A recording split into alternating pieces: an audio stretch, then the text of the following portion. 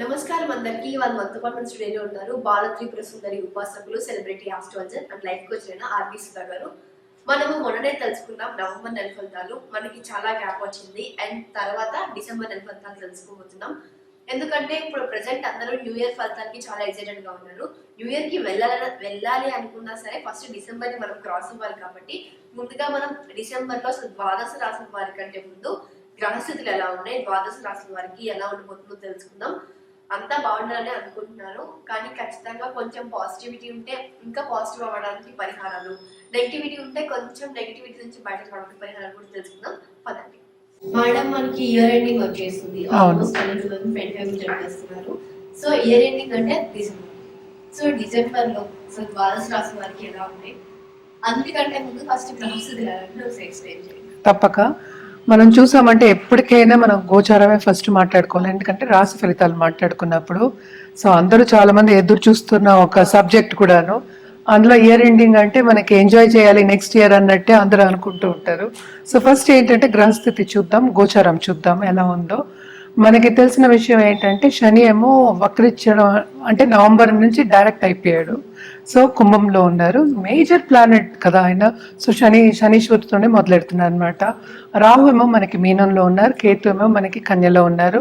ఈ నెలంతా కూడా అక్కడే ఉంటున్నారు. అలాగే జూపిటర్ అంటే గురువు ఏంటంటే రిట్రోగ్రేడ్ లో ఉన్నారనమాట, ఆయన వృషభంలో ఉన్నారు. అలాగే మనం చూసాము అంటే మార్స్ ఏమో స్తంభనం మనం మాట్లాడుకున్నాం కూడాను. ఇప్పుడేమో ప్రస్తుతం కర్కాటకంలో ఉన్నారు, ఆయన కూడా ఏంటంటే రిట్రోగ్రేడ్ అవుతున్నారు అనమాట ఈ నెలే. అలాగే మనం చూసామంటే మెర్కురీను సన్ ఏమో మనకి వృచ్చికంలో ఉన్నారు, అంటే సూర్యగ్రహము బుధ గ్రహం మనకేమో వృచ్చికంలో ఉన్నారనమాట. సన్ ఏంటంటే మనకి 15th డిసెంబర్కి మనకేమో ధనుస్కి వెళ్తున్నారు, అంటే సూర్యుడు. ఇప్పుడు రెండు కలిసి ఉన్నాయి కనుక కంబషన్ అవుతోంది. కంబషన్ ఏంటంటే కొంచెం స్తంభించిపోతుంది ఇప్పుడు బిజినెసెస్ కానీ, లేకపోతే ఏదైనా చెయ్యాలి అనుకున్న తొందరగా చేద్దాం ఇచ్చిపుచ్చుకోవడం కానీ ఇట్లాంటివన్నీ కొంచెం ప్రాబ్లమ్స్ ఉంటాయి అన్నమాట. కంబషన్ ఏమో ఎప్పుడంటే మనకి డిసెంబర్ 11th వెళ్ళిపోతుంది. అలాగే కంబషన్ వెళ్ళిపోయిన తర్వాత మెర్కురీ కూడా ఏంటంటే డైరెక్ట్ అవుతున్నారు అనమాట.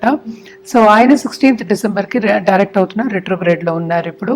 అలాగే ఇంకోటి శుక్రగ్రహం, శుక్రుడేమో మనకి 2nd డిసెంబర్కి ఇప్పుడు ప్రస్తుతం ధనుసులో ఉన్నారు, 2nd డిసెంబర్కి మనకేమో మకరానికి వెళ్తున్నారు. అలాగే ఈ నెలే 28th డిసెంబర్కి కుంభానికి వెళ్తున్నారు అనమాట. సో కుంభంలో మనకి శనిను వీనస్ ఈ నెలలోనే కలిసి ఉంటున్నారు. అలాగే మూన్ అంటే మనకి తిరుగుతున్నాయి, 2 రోజులు ఒకసారి తిరుగుతూనే ఉంటారు కనుక ఎక్కువ మనం మాట్లాడుకోము. బట్ మేజర్ ఏంటంటే ఇప్పుడు మార్స్ ఏంటంటే retrograde, Mercury retrograde, Jupiter retrograde, అలాగే మార్స్ ఏమో ఏంటంటే నీచ పడడం అనేది కొంచెం ప్రాబ్లమాటిక్ అనమాట.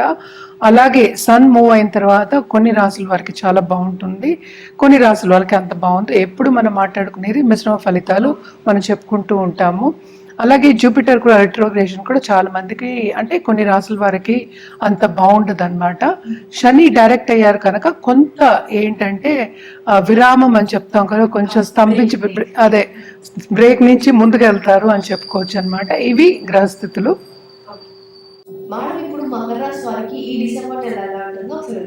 తప్పక మకర రాశి వాళ్ళకి బ్రహ్మాండంగా ఉంటుంది. ఎందుకంటే ఇప్పుడు మనకి 10th లార్డ్ కూడానే వస్తున్నారు, అంటే మకరంలో ఉన్నారు, ఎవరు శుక్రాచార్య. సో ఇంకేముంది, చాలా బాగుంటుంది. అలాగే ఏంటంటే మనకి 3rd లో రాహు ఉన్నారు, 9th లో కేతు ఉన్నారు. బట్ ఏంటంటే ఇక్కడ మనకి ఎప్పటికైనా 10th లార్డ్ కూడా ఉంటే ఏంటంటే మన కెరీర్ డెవలప్మెంట్ ఉంటుంది. ఇప్పుడు చాలామంది నిరుద్యోగులు ఉంటారు, ఉద్యోగ అవకాశాలు వస్తాయి. అలాగే బిజినెస్ స్టార్ట్ చేయాలనుకున్న వాళ్ళని స్టార్ట్ చేస్తారు, ఏదైనా కొత్తగా స్టార్ట్ చేయాలనుకున్న వాళ్ళు చేస్తారనమాట. ఒక ఐడియా వచ్చింది అనుకో, ఐడియాతో స్టార్ట్ చేస్తారు, అది ముందుకెళ్తారు, తప్పక సక్సెస్ అవుతుంది ఫ్యూచర్లో. అలాగే మనం చూసామంటే ఇంట్లో ఉన్న ఆడవాళ్ళు, ఇంటికి వీనస్ కదా, సో ఆడవాళ్ళు లేడీస్ ఎస్పెషల్లీ ఆంధ్రప్రదేశ్ ఎవరన్నా ఉంటే కనుక ఈ నెలంతా వాళ్ళకి చాలా బాగుంటుంది. మంచి ఏంటంటే ఆపర్చునిటీస్ వస్తాయి, ఆర్డర్స్ వస్తాయి, ఇంట్లోంచి బిజినెస్ చేసే వాళ్ళందరికీ లాభం అనేది వస్తుంది అని చెప్పుకోవాలన్నమాట. అలాగే మనం చూసామంటే మార్స్ ఏమో మనకి నీచపడి ఉన్నారనమాట. అంటే ఏంటి, 11th లార్డ్ నీచపడినప్పటికీ ఈ రాశిని చూస్తారు కనుక కొంతవరకు అది కూడా ఓరటే కదా, ప్లస్ పాయింట్ కిందే మనం తీసుకోవాలి. ఎప్పటికైనా మనం పాజిటివ్గా చెప్తున్నాం కనుక పాజిటివ్గా వెళ్తున్నాం. మోస్ట్ ఇంపార్టెంట్ ఏంటంటే వీళ్ళకి ఎల్నాట్స్ అని ఉన్నప్పటికీను కొంతవరకు ఓరట ఎందుకు చెప్తున్నానంటే మిగతా గ్రహాలన్నీ మంచి పొజిషన్లో ఉన్నాయి కనుక, జూపిటర్ ఏమో 5th ఉన్నాయి రిట్రోగ్రేషన్లో ఉన్నారు కనుక వీళ్ళకి మంచి ఆపర్చునిటీస్ అనేది వస్తే లక్ అనేది ఫేవర్ అవుతుంది. లక్ ఫేవర్ అవ్వాలి. అండ్ ఆల్సో మనం చూసాము అంటే ఇప్పుడు 8th లార్డ్ అంటే ఏంటి, సన్, మనకి సూర్యగ్రహం కూడా మనకి ఏంటంటే 12th ఉన్నాడు. సో 12th ఉన్నాడు కనుక తప్పక బిజినెస్ ఆపర్చునిటీస్ అంటే బాగా వస్తాయి అన్నమాట. అండ్ ఆల్సో షైన్ అయ్యే ఆపర్చునిటీస్ చాలా వస్తాయి, అంటే ఉన్నత స్థాయికి వెళ్ళే ఆపర్చునిటీస్ అనేవి వీళ్ళకి కనిపిస్తున్నాయి అన్నమాట. సో వీళ్ళకి బాగుంటుందని అందుకే చెప్పాను. అలాగే మనం చూసాము అంటే సో సన్ కూడా ఏంటంటే మనకి second half of this month ఏంటంటే మనకి 12th మూవ్ అవుతున్నారు అనమాట. So 12th move అయినప్పటికీను 8th lord కనుక తప్పక వీళ్ళకి ప్రాపర్టీ వచ్చే ఛాన్సెస్ అనేవి ఎక్కువ కనిపిస్తున్నాయి. ప్రాపర్టీ డెవలప్మెంట్లో ఉన్న వాళ్ళందరికీ కూడా చాలా బాగుంటుంది, అంటే రియల్ ఎస్టేట్ రంగంలో ఉన్న వాళ్ళందరికీ చాలా బాగుంటుంది. అలాగే ఏంటంటే మంచి గవర్నమెంట్తో టచ్ వస్తుంది. గవర్నమెంట్ తోటి ఏంటంటే వ్యాపారం చేయడం కానీ, ఆపర్చునిటీస్ కానీ, లేకపోతే ఏమైనా కాంట్రాక్ట్ చేయడం కానీ ఇలాంటివన్నీ బాగా వస్తాయి అన్నమాట. ఆపర్చునిటీస్ అన్ని ప్లెంటీ వస్తాయి, తప్పక అది నిర్వహించే ఛాన్సెస్ కూడా ఎక్కువ కనిపిస్తున్నాయి. అలాగే మనం చూసాము అంటే మంచి శుభకార్యాల్లో పాల్గొనే ఛాన్సెస్ ఉన్నాయి. అండ్ ఈ రాశిలో ఉన్న పిల్లలు కూడా బైక్ వచ్చే ఛాన్సెస్ ఎక్కువ కనిపిస్తున్నాయి. చెప్పిన మాట వింటారు, మెయిన్ కొంతవరకు చెప్పిన మాట వింటారు. అంటే ఏంటి, చెప్పిన మాట వింటే ఇంకేముంది, ఈజీగా పనులు అయిపోతాయి కనుక తప్పక ఏంటంటే కొంతవరకు వీరికి ఓరట కుటుంబ పరంగా కూడా కొంచెం బాగుంటుందని చెప్పుకోవాలి. ఏల్నాట్స్ అని ఉన్నప్పటికీ వీళ్ళకి సెకండ్ హౌస్లో శని ఓన్ హౌస్లో ఉన్నాడు కనుక సడన్గా డబ్బు వచ్చే సూచనలు ఎక్కువ కనిపిస్తున్నాయి. అలాగే ఏంటంటే 3rd హౌస్లో రాహు ఉన్నాడు కనుక తప్పక ఏంటంటే ఆపర్చునిటీస్ ఒకటి కాకుండా కమ్యూనికేషన్ స్కిల్స్ అనేవి చాలా బాగుంటాయి అన్నమాట.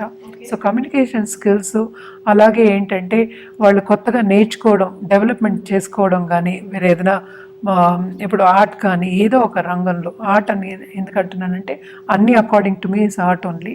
సో ఇప్పుడు ఏదో ఒకటి పార్టీ నేర్చుకోవడం కానీ, లేకపోతే పెయింటింగ్ నేర్చుకోవడం కానీ, క్రియేటివిటీ అందాం కాసేపు.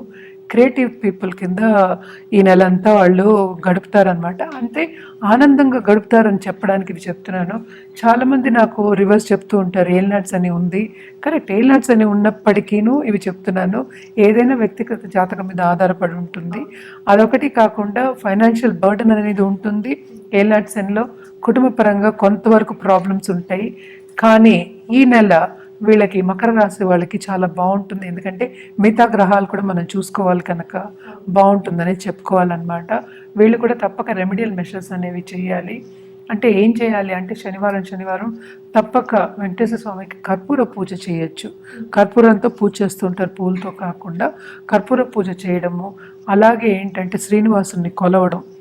అలాగే శని భగవానుడికి తప్పక ఏంటంటే స్తోత్రం కానీ, లేకపోతే దానం ఇవ్వడం కానీ, లేకపోతే వృద్ధాశ్రమంకి వెళ్ళి అన్నదానం చేయడం కానీ, సర్వీస్ చేయడం కానీ, ఎందుకంటే శనికి సర్వీస్ అంటే చాలా ఇష్టం కనుక సర్వీస్ చేయడం కానీ చాలా ఉత్తమం అన్నమాట.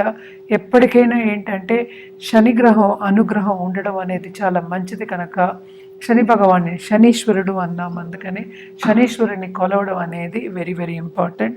సో నవగ్రహాలకి ప్రదక్షిణ చేయడం, అలాగే తైల దీపం పెట్టుకోవడం కూడా చాలా మంచిది. ఇవన్నీ చేసుకుంటే కనుక కొంతవరకు ఏంటంటే శని ప్రీతి అనేది పొందొచ్చు. ఎందుకంటే నెక్స్ట్ ఇయర్లో శని ఏల్నాడ్స్ అని మకర రాశి వాళ్ళకి వెళ్ళిపోతుంది. సో వెళ్ళేటప్పుడు శని ఎప్పుడు మంచి చేసి వెళ్తాడని. సో తప్పక బాగుంది, అందుకని ఈ నెలంతా బాగుంది అని చెప్పి. మేడం ఇప్పుడు కార్తీక మాసం వచ్చేసింది. కార్తీక మాసం అనగానే అందరికి ఒత్తులు, పోతే దీపాలు, నోములు లేదా ఉపవాసాలు ఇవన్నీ ఒకటేసారి గుర్తొస్తూ ఉంటాయి. అవును. కార్తీక మాసంలో ఎవరైనా సరే ఎలాంటి పూజ విధానం చేసుకుంటే బాగుంటుందో ఒకసారి వివరించండి. ఓకే, ఇప్పుడు ఏంటంటే మన రాసుల వారిగా మాట్లాడుకోవాలంటే అన్ని రాసుల వారు అందరూ పుట్టిన వాళ్ళందరూ తప్పక కార్తీక మాసంలో పూజలు చేసుకోవడం అనేది అనాదిగా వస్తున్న ఒక పద్ధతి.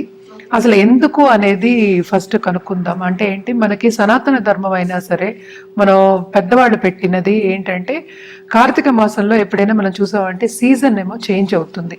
సీజన్ చేంజ్ అయినప్పటికీ ఏమవుతుందంటే ఇన్ఫెక్షన్స్ ఎక్కువ అవుతాయి. ఎందుకంటే చలికాలంలో ఎండ ఉండదు చలికాలము, అండ్ ఆల్సో ఏంటంటే డే అనేది షార్ట్ అవుతుంది, నైట్ అనేది లాంగ్ అవుతుంది, పెద్దగా అంటే ఏంటంటే 24 hours మనం డివిజన్ చేసుకుంటే అలా అవుతుంది కనుక. అండ్ ఆల్సో మనకేంటి ఇన్ఫెక్షన్స్ ఎందుకు వస్తాయి అంటే ఆ క్లైమేటిక్ కండిషన్స్ బట్టి, అంటే మనకి క్లైమేట్ మారుతోంది, సీజన్ మారుతోంది, మారినప్పుడు ఏమవుతుంది మనం బయటికి వెళ్ళలేము ఆ చలిలో. సో ఇవన్నీ మనం చేయలేము కదా, మనకి ఏంటంటే హాట్ క్లైమేట్ మనది ఎప్పటికైనాను. సో అవన్నీ చేయలేము కనుక అవి చేస్తే ఏంటంటే రెగ్యులర్గా మనం బయటికి వెళ్ళి ఏదైనా పని చేస్తే తప్పక ఇన్ఫెక్షన్స్ అనేవి మనకి వస్తాయి కనుక వాళ్ళు ఏమన్నారంటే ఉపవాసాలు ఉండమన్నారు. ఎందుకు ఉపవాసాలు ఉండాలి అంటే లైట్గా తిన్నప్పుడు ఏంటంటే డైజెషన్ కూడా అవుతుంది.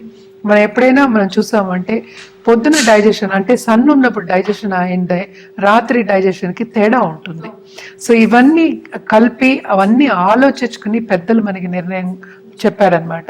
దానికి తోడు ఏంటంటే ఆధ్యాత్మికంగా చేసుకుంటే స్పిరిచువల్ గ్రోత్ అంటే ఏంటి, ఏదో ఒకటి చేసుకోవాలి. ఇప్పుడు పని ఉండదు అనుకుందాం కాసేపు, ఇదివరకు కాలంలో అదే జరిగేది కదా, బయటికి ఎక్కువ వెళ్ళలేనప్పుడు ఇంట్లో ఉండాలి, ఇంట్లో ఉన్నప్పుడు పూజలు చేసుకుంటే ఏదో ఒకటి చేయాలి కనుక, అంటే కాలం గడవాలి కనుక పూజలు చేసుకున్నప్పుడు ఏంటంటే మనకి స్పిరిచువల్ గ్రోత్ అనేది ఉంటుంది కనుక ఇవన్నీ కలిపి మనకి ఒక మాసం కింద పెట్టి మనకి చెప్పారు. ఈ మాసం ఏంటంటే అటు విష్ణుమూర్తికి అటు శివుడికి, శివ భక్తులకి ఇద్దరికి కలిసి వచ్చిన ఒక మాసం.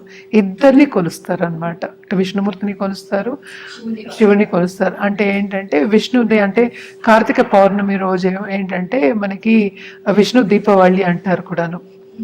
సో ఆ రోజు ఎవరైనా సంవత్సరం అంతా దీపం పెట్టుకోలేదు అన్నవాళ్ళు కార్తీక మాసంలో కార్తీక పౌర్ణమి రోజు దీపం పెట్టుకుంటే వాళ్ళకి పుణ్యం వస్తుంది.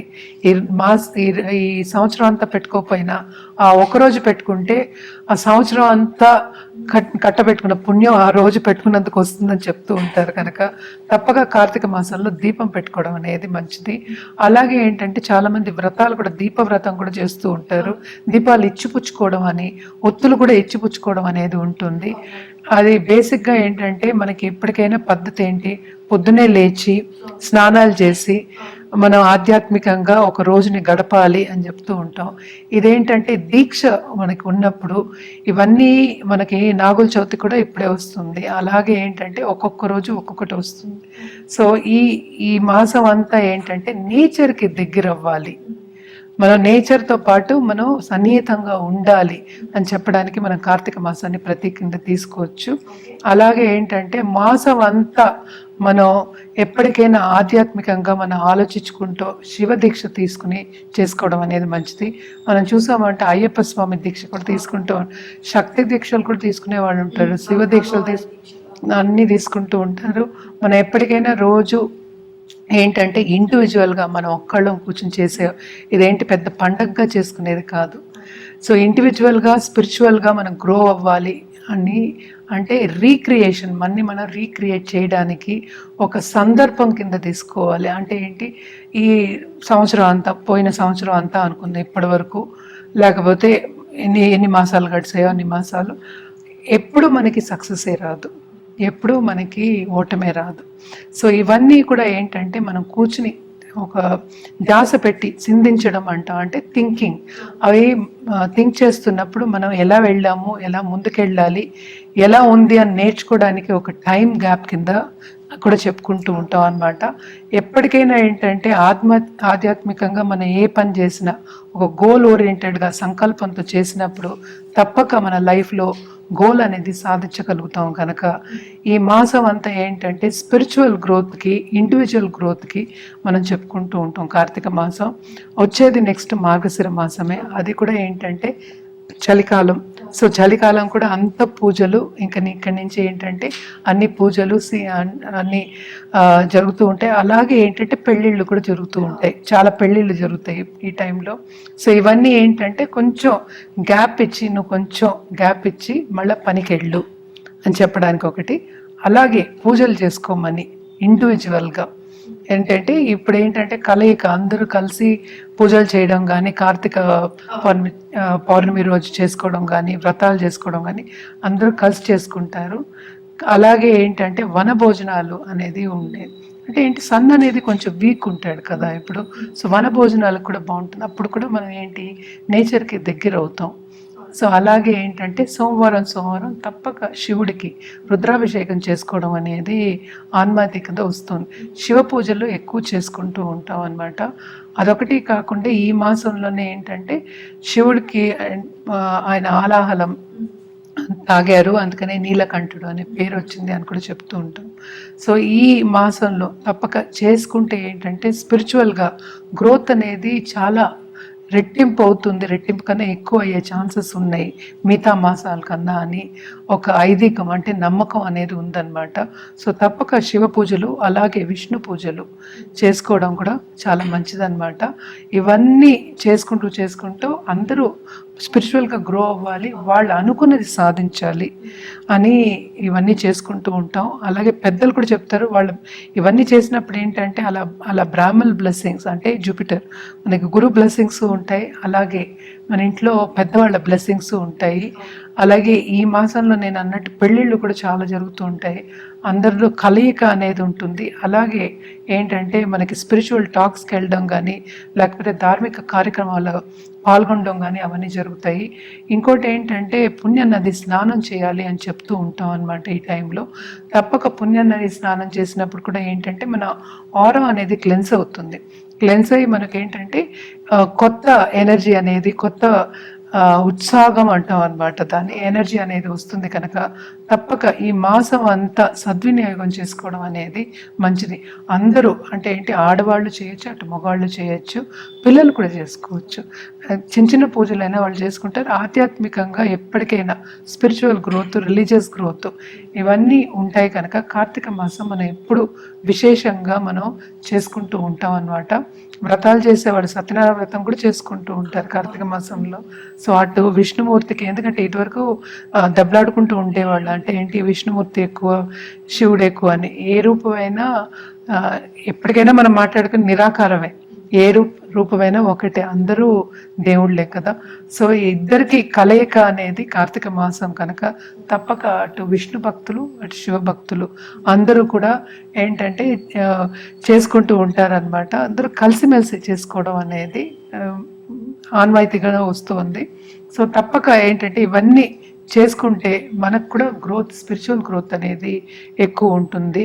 అండ్ ఆల్సో మనని రీసెంటర్ చేసుకోవడం. ఇప్పుడు మనం లా ఆఫ్ అట్రాక్షన్లో మాట్లాడుకున్నప్పుడు కూడా ఏంటంటే మనకు కావాల్సింది మనం తెలుసుకోవాలి, ఆ తెలుసుకోవడం అలాగే దాన్ని సాధించడం మనకి తెలుసుకుంటే సాధించడం అనేది ఈజీ. కనుక ఈ గ్రోత్, స్పిరిచువల్ గ్రోత్కి, పర్సనల్ గ్రోత్కి, పర్సనల్ డెవలప్మెంట్కి ఈ మాసం ఈ ధ్యానం కూడా చేసుకుంటూ ఉంటారు ఈ మాసంలో. సో ఇవన్నీ చేసుకోవడం అనేది చాలా మంచిది. చేసుకోలేని వాళ్ళు, మాసం అంతా చేసుకోలేని వాళ్ళు అట్లీస్ట్ ఒక్కరోజు అంటే కార్తీక పౌర్ణమి రోజు చేసుకోవడం కూడా చాలా ఉత్తమం అన్నమాట. సో తప్పక ఆ రోజు చేసుకుంటే మొత్తం పుణ్యం చేరువ అవుతుంది. పాజిటివ్ బ్యాంక్ బ్యాలెన్స్ అనేది పెరుగుతుంది. ఎప్పటికైనా మనం పాజిటివిటీని తీసుకోవచ్చు దాంట్లోంచి. తప్పక చేసుకోండి, బాగుంటుంది. ఇప్పుడు చాలామంది ఏంటంటే నన్ను సంప్రదిస్తూ ఉంటారు, డేట్ ఆఫ్ బర్త్ లేదు, టైమ్ ఆఫ్ బర్త్ లేదు, ప్లేస్ ఆఫ్ బర్త్ లేదని సంప్రదిస్తూ ఉంటారు.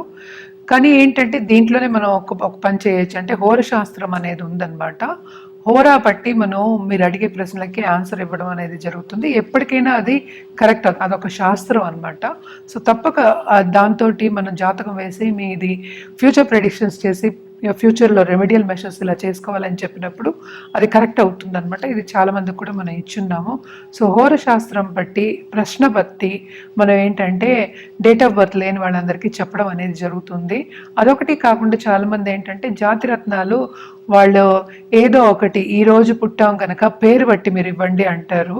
సో పేరు బట్టి జాతకం ఎప్పుడు అవ్వదు, జాతకం బట్టి పేరు పెడతాం కానీ పేరు బట్టి జాతకం వేయడం అనేది it's not right according to me. అంటే ఏంటంటే ఎంతమందికో సేమ్ పేరు ఉంటుంది, సేమ్ అక్షరంతో స్టార్ట్ అవుతుంది, అందరికీ ఒకటే ఉండదు కదా.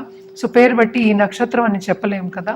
సో డేట్ ఆఫ్ బర్త్ ఉన్న వాళ్ళకి తప్పక జాతకం వేసి కరెక్ట్గా చూసి, తుల్యంగా చూసి, అంటే ఏంటి బాగా చూసి అనుకుందాం, కాసేపు చూసి చెప్పడం అనేది జరుగుతుంది. అంటే జాతకం చెప్పడం అనేది జరుగుతుంది, వాళ్ళకి కావాల్సిన రెమెడియల్ మెషర్స్ చెప్పడం అనేది జరుగుతుంది.